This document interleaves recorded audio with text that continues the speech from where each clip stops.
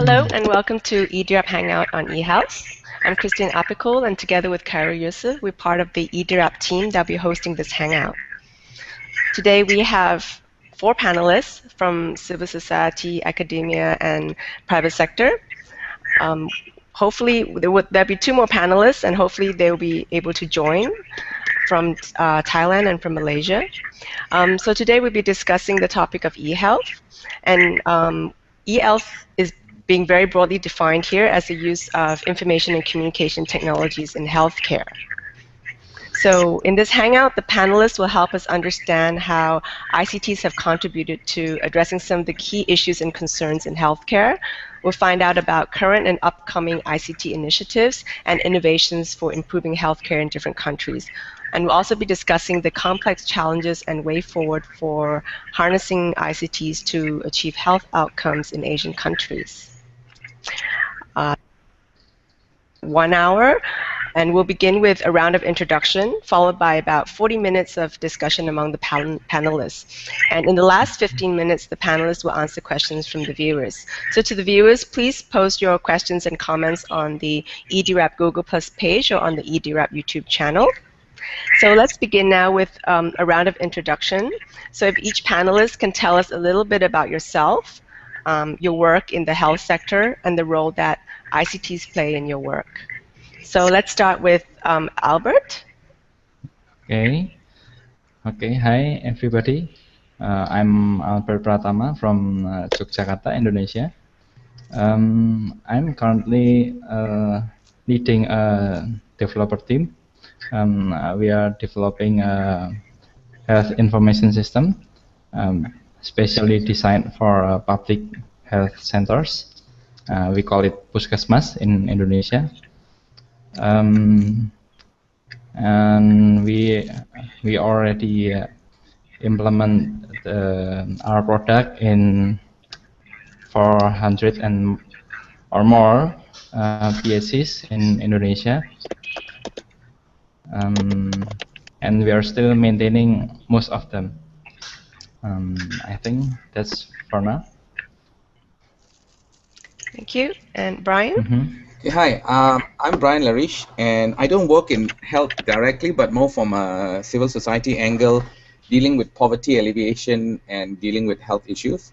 So at the moment, we are starting a pilot program in one of the 13 states in Malaysia to basically crowdsource support, financial support using an ICT platform actually. For example, a woman in a rural area who goes through our early breast cancer awareness program, and if there is any sort of abnormality located, what would happen is we would put that up via the ICT platform for crowdsourcing for people to sponsor her mammogram and her pap smear. So these are, I mean, in a nutshell, I'm simplifying it. Of course, there's a lot more processes involved in it, but it's an idea for coordinating non-profit and government efforts to be more constructive with public support, financial support, so that it's more effective using ICT basically. Thank you, Brian. Yeah. And we have Dr. Fahim from the eHealth Association of Pakistan. He's the General Secretary of the eHealth Association of Pakistan. He has a little bit of a problem with this microphone and speaker. So perhaps Maria Arif, who's also from the eHealth Association of Pakistan, can explain more about the work that you're doing. Okay, thank you, Christine. Hi, everybody, all of the panelists. I would have hoped that Dr. Fahim would have been hearing us and he could give his own introduction. Yes, Dr. Fahim is the General Secretary of eHealth Association of Pakistan, which is an organization in Pakistan providing a platform to all health-related stakeholders. He is currently working at Aman Foundation as the head of Tele-Health Call Center, a call center providing health advices to all of the people 24/7. Okay, and this is one of a sort of a health providing call center in Pakistan as well. The first, and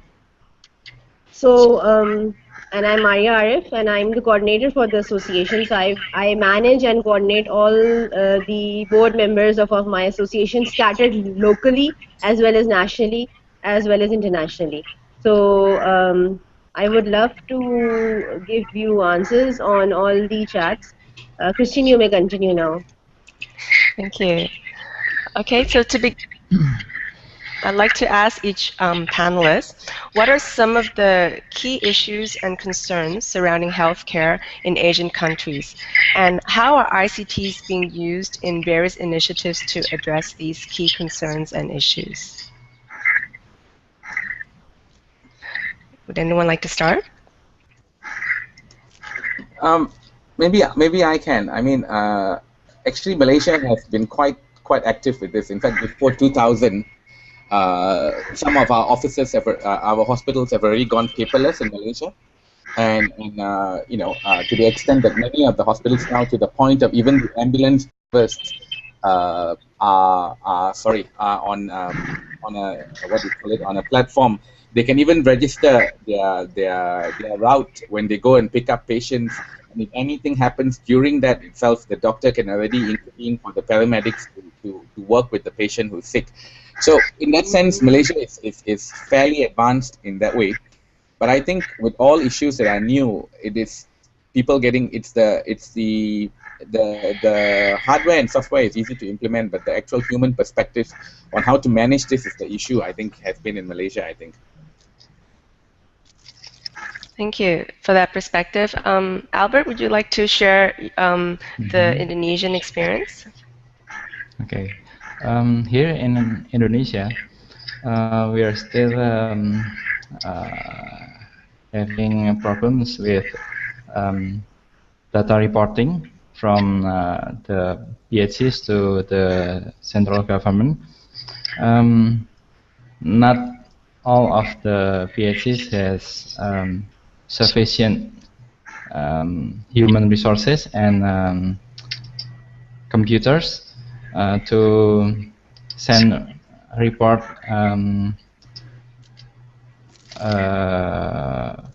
each day or each month. So what we are working for is to provide the PHCs the tools, the softwares, and try to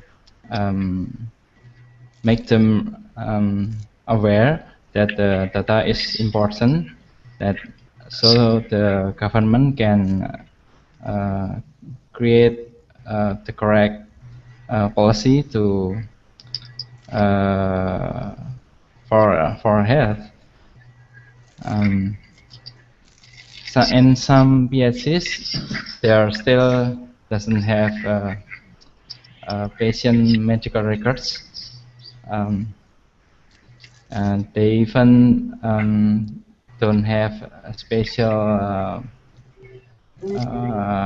person to handle the data. So we are not working only on the software things, but we also need to train them to make them aware that the data is important. Okay, thanks. Maria, would you like to share the Pakistan experience? Sure. I would be discussing what Dr. Fahim has already mentioned in his answer, is that the Pakistan, there are three key issues in the healthcare industry. The first of all, I guess maybe in all other countries as well, is access towards basic health, okay? The second one is affordability, and the third one is quality of healthcare. So the ICT may help to cope these challenges through providing basic health using like telephone, using other technologies, like when using internet basically. If we say that people far away can get health advices or can know how they can be taking care of their patients using internet or mobile phone or things like we call ICT. And growing these things are, these services and things are very famous in Pakistan these days and are growing very fast due to availability of mobile phones to almost in every household. and people only, by sending a simple message, we are providing basic knowledge to people who do not know even to take care of the babies. This is a small issue, maybe. Okay, thank you. So I think just from this, we can see that there's a wide spectrum of possibilities that ICTs can be used in the health domain.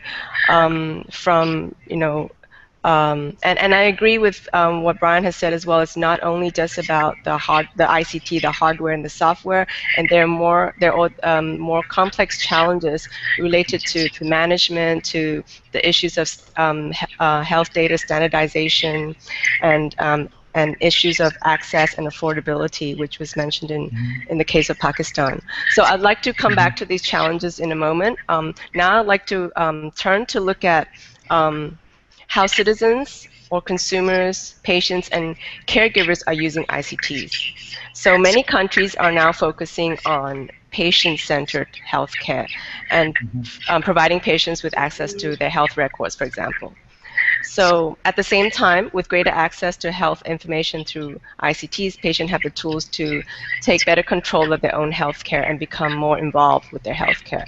So I want to ask, to what extent is this happening in Asian countries? And what are some of the stories and examples that can be shared to illustrate the success or the challenges of empowering and engaging with patients' families, or even with the larger communities through ICTs?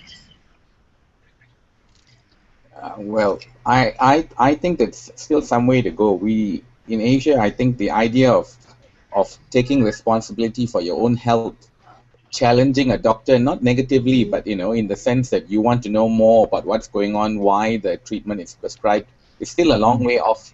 And when it's ICT, it can work both ways. It can work in the sense that the patient feels less intimidated by not having the doctor or the medical personnel in front of him or her to respond, but it could just as well be even more intimidating when you don't have the reassurance of a medical personnel, and coupled with the sort of non-humanness of the ICT area, where if you cannot see the person, if you don't have the video link, then it becomes even more intimidating, especially with the communities that are less connected and less familiar, the older generation that is not so comfortable with using the internet. I think that's one of the biggest issues, I think, of the ICT use, but nothing that I think is insurmountable, nothing that won't change over time, I think. Thanks. Any other insights or thoughts on this? Albert? Yes, I agree with Brian that there's still a long way to go to there, because especially here in Indonesia, where the internet connection is still limited in some areas, in most areas, I think, and patients' awareness about his or her own medical records, they usually just give the trust to the doctors for their medical problems, and I think most of them, they just don't care about why the doctor give them a prescription like this or that, and also we are still having a health data standards problem. So each medical facilities may have their own data standard. So if one patient go to one hospital and then to another one, I think there's no possibility here right now to share the information between the medical facilities. So I think it's a long way to go there for now. Okay, thanks.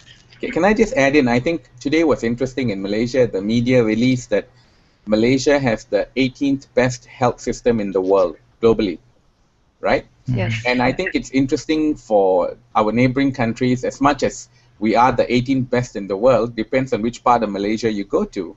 If you go to the island of Borneo in Sabah and Sarawak, where the link to a clinic is just so far away, then the problems of basic healthcare, even water, sanitation, is a bigger issue than that. So I think it's interesting that it would be good if we highlight the issues faced in Malaysia with our very advanced, in some ways, in Kuala Lumpur, for example, e-health is very advanced in some locations, and we are very far behind in others. So it would be good, I think, if we could actually document this and share this with our Asian brothers and sisters for why reinvent the wheel. The one big lesson we learned in Malaysia, that we invested too much money in the beginning into things that were so complex that in the end the systems failed. They were just too heavy for the average doctor and medical personnel to understand, and it became just who is better, and the doctors were intimidated by the ICT, and the ICT personnel, of course, couldn't understand the system that exists. So there has to be a sort of a more gentle manner, and I think the lessons learned in Malaysia is so diverse that it would be good to share that if we had more knowledge of what has happened, because there are extreme good lessons in Malaysia to learn. In fact, I was reading a report yesterday that the doctor said that one of the mistakes they made was investing too heavily and going too big too fast, when a simple thing like a digital camera, for example, would have sufficed, to take a picture and send, would have been the first step, rather than creating, imaging and MRIs and all that stuff that just when I'm not saying it's bad, it's good, but it's step number 5 or number 7 or something, but definitely not number 1. May I have question to Brian? Sure, yes, please. As I am a technical person, I would like to know how the interoperability and data standard handled in Malaysia. Because I'm not an ICT person. Yeah. I know. What you mean by that? So. Okay. When the data need to be shared between one medical facilities to another, between one doctor to another, they need to understand one another. The data they share need to be understand one another.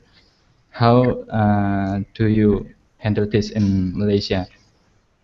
Well, do you have one health data standard to use across Malaysia?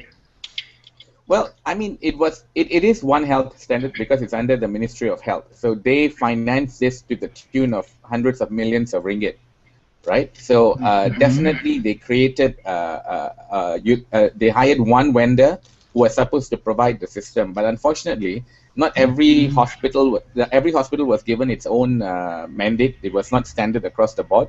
So I think that was the issue. So exactly what I don't know the details, but I know that it wasn't one vendor across all Malaysian government hospitals, right? But what happened was, when vendor A tried it in hospital A as the pioneer, and it didn't work, then they learned from that, and the next hospital then did it better. That's what I understand from the report. I don't have the details of that, but I can definitely share with you the report. It's actually quite simple, a short one that gives you an interesting overview for your knowledge. I have it with me. I can save it and send it to you. Yeah. To add to that, my colleague, Kyril from e-DIRAP, mentioned that he's also from Malaysia, and he says that Malaysia usually follows ISO standards and then ratifies it as local standard by one of the Malaysia standard body. So they follow international standards but make it into a local standard. Because now in Indonesia we have talks and discussion about the health data standard. So, for example, when one doctor diagnose the patient with tuberculosis, maybe they need to put the standard code for the diagnosis to be understandable by another physician, another doctor in another place. When we don't have one standard code for that tuberculosis, then maybe the other doctor won't know exactly what the diagnosis the other doctor gave to the patient. And that's just for diagnosis, and we need to have another standard for the prescription for another medical status. Wow. I actually have never heard that being an issue in Malaysia. Never. Oh. Mm-hmm. Because you mean of a different medical standard for judging each medical issue? Not that I know of, because I mean though I'm not in the medical field per se, I'm quite close with many of these programs because of my community programs, and I've never heard of that issue coming up ever. So I think the bigger issue we have here is not so much the medical issue from diagnosis, but more the fact that we have alternative medicine and the BOMO or the shaman, and that becomes an issue because they are considered equal to doctors in some areas. So that's when there's no standard, obviously, because each person is different. You know, each shaman is different from the other, and then that becomes an issue. So that is a bigger issue here. You know, much bigger. Oh, Christine, I would like, I guess, to answer your question, I would like to say that the problems highlighted by both of my panelists are almost the same. Look, adopting ICT is expensive, okay, in the beginning. We find the results in later years, and that is what has happened before as well. Huge investments take place, and sometimes we get the results, sometimes we don't. So this is a problem again in Pakistan as well as all in other Asian countries. The other one is like ICT has helped everybody else to provide health awareness to everybody. Okay, that is true. But then further, how that health awareness is used, it depends on other factors that are literacy rate of the country and things like that. So like my co-panelist mentioned, that e-health is being adopted in different countries, but slowly and gradually, and there is no set pace of adopting or setting e-health. We need to have e-health policies on governmental levels, which is something which we don't find these days. Only a few countries have done that. And if we talk about Pakistan, our health system was first being guided by our by our federal government. Okay, now it is subdivided into provincial governments. So you can see how things change. Now health has come down, has trickled down to the provincial levels in Pakistan. So now things would be different. It would be easier to adopt as well as apply e-health strategies to Pakistan as well as other countries as well, I guess. And now it's high time that countries start giving health sector an importance, so much importance that they should know what is going on all over the world. So ICT, I think, has helped in this regard, that we can know what standards are being followed in other countries, and then we can adopt and change them according to our standards, local standards. It is not possible to follow a health standard in different countries, the same health standard in different countries, because of many reasons, because of the geographical, the scattered places, because of the literacy rate in the country, because of many things. So I would add that the same thing, that the problems are same. Still, people don't rely on being treated from a faraway doctor. Although the doctor may be same, they want the doctor to be in front of the patient. Wants a doctor to be in front of him and then treating him, instead of getting treated by a doctor who is far away in location. So I guess this is from my side. Thank you. Thank you for sharing your experience in your countries. like to talk a little bit more about health data, because I think this is one of the topics that when we talk about e-health that comes up quite often, and Albert has initiated some and discussed some of these issues related to health data. I'd like to ask the panelists, to what extent is health data available in your country?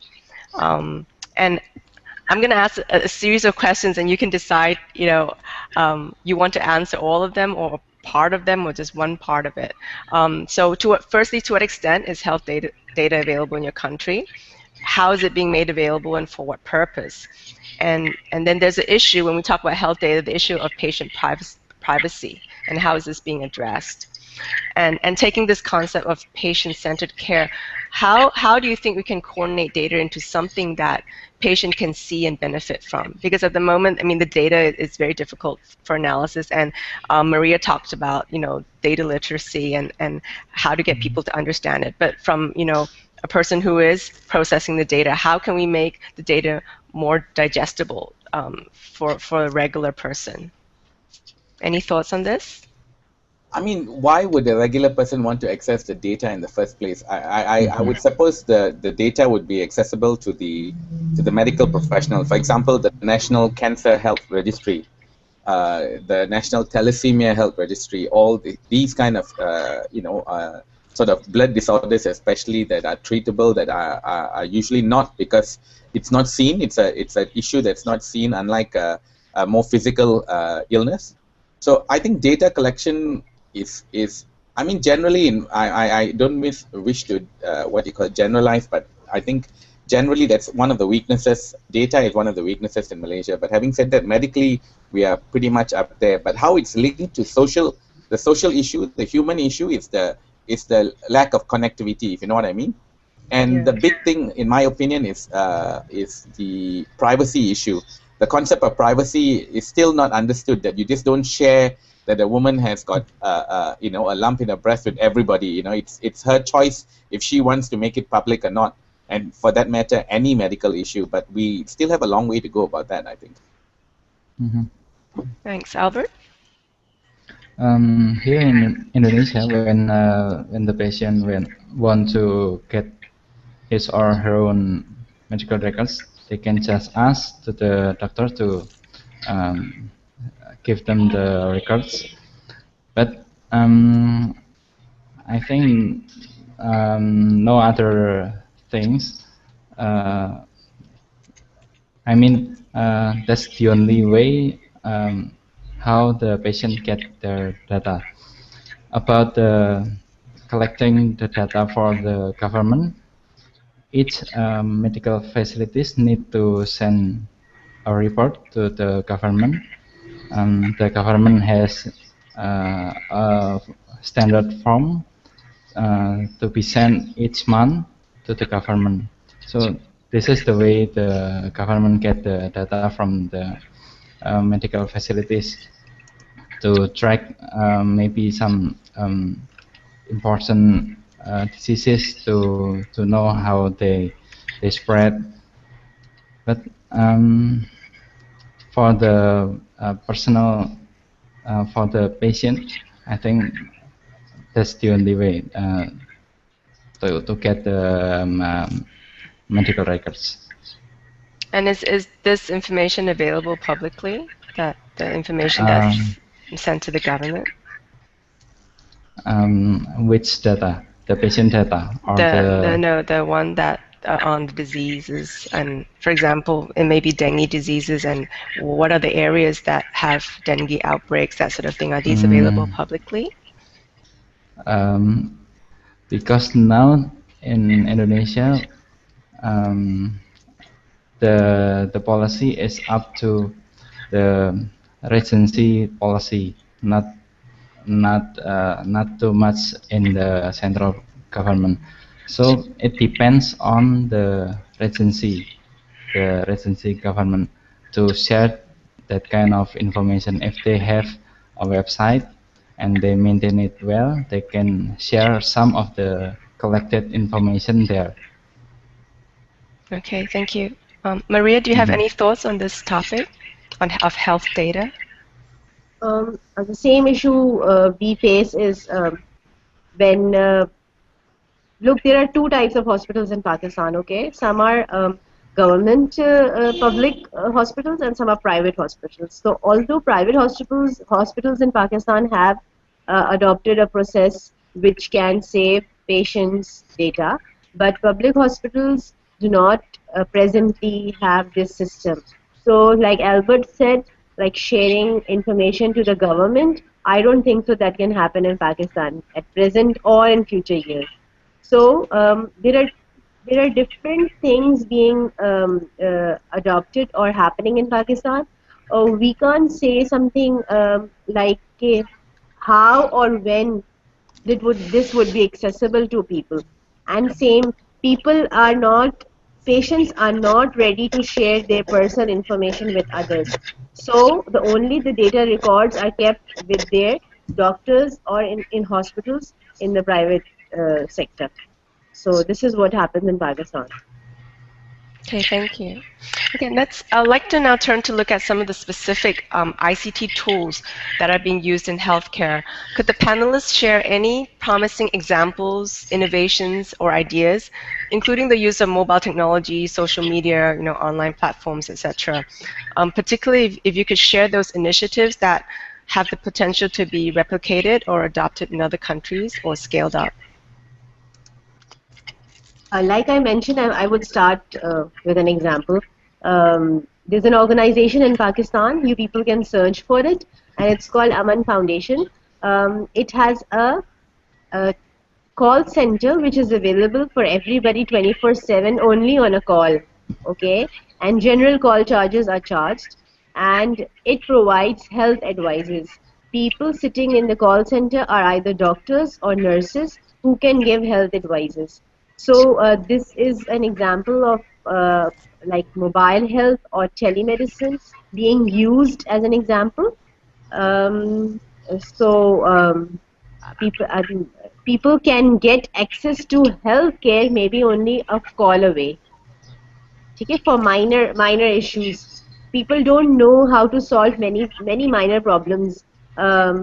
People living in villages, there are many villages in Pakistan, in all the provinces. So people far away do not have to come to Karachi for many petty small issues now, and they can call and get the advice. Like for instance, if they feel their children are malnutrition, so they can call and ask. Which the malnutrition can lead to bigger medical problems. So to prevent that, can call and ask Aman Foundation call center for this. This is one of the examples. Okay, thanks.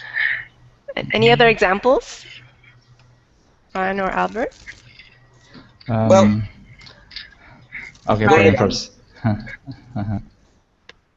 Well, in Malaysia, I think, Albert, I just checked the document again for a bit. Actually, we have a telehealth policy where, for example, if a patient is living in Kuala Lumpur and moves to another city in Malaysia, the data of that patient actually need not be brought by the patient anymore physically. Everything is actually now in a national health database system. So any Malaysian patient who is registered with a government hospital, regardless if it's a government servant or a non-government servant, their data is now kept online and can be accessed anywhere. Actually, the only good. It is. It's actually quite impressive. Actually, I know of it personally. I have a 88-year-old mom who just got sick, and the system was actually quite impressive.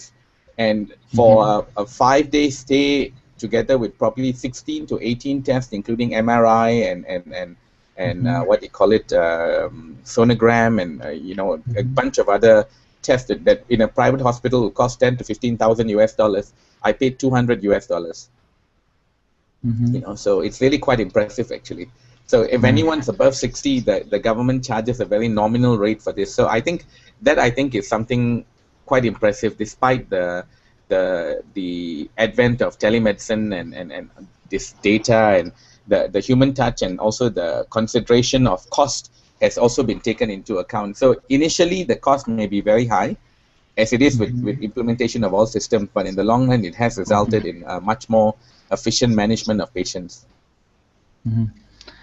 Is it only for the state hospitals? Yeah, yeah. I mean, obviously, private hospitals have it online and they can transfer it if they want to, or if you ask to. Yeah, yeah. But how if the patient go to the private hospitals? Can they share the data from the private hospitals too? Yeah, they should, because they pay for it, so they own the data, right? I mean, the data of the patient in the private hospitals, can it be shared to another hospitals? To the other government, if the patient asks, if the patient releases it, yes. Okay, that's good. Yeah. Yeah, because I think there's the issue of sometimes when you do various tests in certain places, there's this issue of patients having problem getting access to their own data and sharing it with others. So that's there is this issue. Anyway, we're running out of time, so we don't have any questions from the viewers. So I'd like to ask a final question to the panelists.